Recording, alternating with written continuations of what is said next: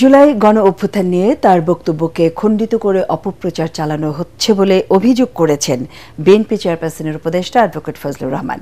Supreme court প্রাঙ্গণের সংবাদ সম্মেলনে তাকে প্রাণনাশের হুমকি দেওয়া হচ্ছে এমন অভিযোগ করেন বিএনপির এই নেতা। এদিকে জুলাই গণ অভ্যুত্থান নিয়ে বিতর্কিত মন্তব্য করায় ফজলুর রহমানের বিচারের দাবিতে তার সেগুনবাগিচার বাসার সামনে বিক্ষোভ করে বিক্ষুব্ধ জনতা। মনির হোসেন তপুর রিপোর্ট। মানুষ বুঝে ফেলেছে এরা হলো রাজাকারের বাচ্চা। তারা টাকা পয়সার মাধ্যমে তরুণ সমাজের একটা অংশকে তারা যে কোনোভাবে কনভিন্স করে। বিএনপি চেয়ারপারসনের উপদেষ্টা ও সুপ্রিম কোর্টের সিনিয়র আইনজীবী অ্যাডভোকেট ফজলুর রহমানের সম্প্রতি একটি গণমাধ্যমের অনলাইনে জুলাই গণঅভ্যুত্থান নিয়ে দেয়া বক্তব্যকে কেন্দ্র করে ঝড় উঠে সামাজিক যোগাযোগ মাধ্যমে। 5ই আগস্টের অভিনেতা যারা, আমি তাদেরকে নেতা বলতে আর চাই না, তাদেরকে আমি অভিনেতা বলবো। বিভিন্ন মহল থেকে জানানো হয় তীব্র প্রতিবাদ। বিতর্কিত এই বক্তব্যের প্রতিবাদে সোমবার দুপুরে রাজধানীর সেগুনবাগিচায় ফজলুর রহমানের বাসার সামনে বিক্ষোভ করে একদল ছাত্র জনতা। সে ফ্যাসিস্টকে পুনর্বাসনের চেষ্টা করছে, তার কথার বহিঃপ্রকাশ। আমাদেরকে প্রশ্ন রাজাকারের বাচ্চা বলে, আমাদের 24-এর শক্তিকে কালো শক্তি বলে, আমরা নাকি অভিনেতা।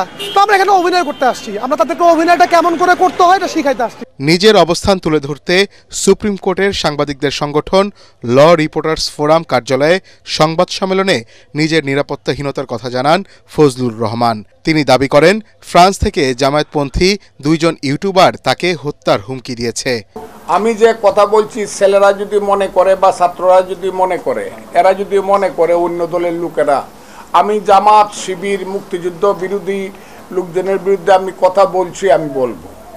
এতে যদি কোনো ধরনের আমার কথার মধ্যে যদি কারো প্রতি অসম্মান করে থাকি, আঘাত করে থাকি, তারা মনে করে, তাহলে তারা এটা পলিটিক্যালি এটা জবাব দিবে, আমি তাদের জবাব দিব। এটার জন্য তো পরস্পরকে হত্যা করার কোনো ব্যাপার নাই। ফ্রান্স থেকে 2 জন সাংবাদিক বলছে তাকে হত্যা করাই দরকার। আর কালকে সর্বশেষ পরশু রাত্রে দেখলাম, আমি নামটা আমার, সেও জামাতের একজন ইউটিউবার, সে আমাকে বলছে যে ফজলু পাগলাকে জবাই করেই হত্যা করতে হবে।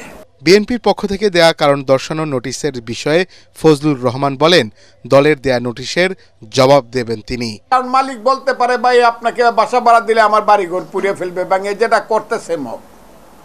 2 হইল আমি আমার জীবন নিয়ে চিন্তিত যতটা, তার চেয়ে আমার স্ত্রী আজকে দেখেন আপনি বসে আছে, আমার সন্তানরা ওখানে থাকে।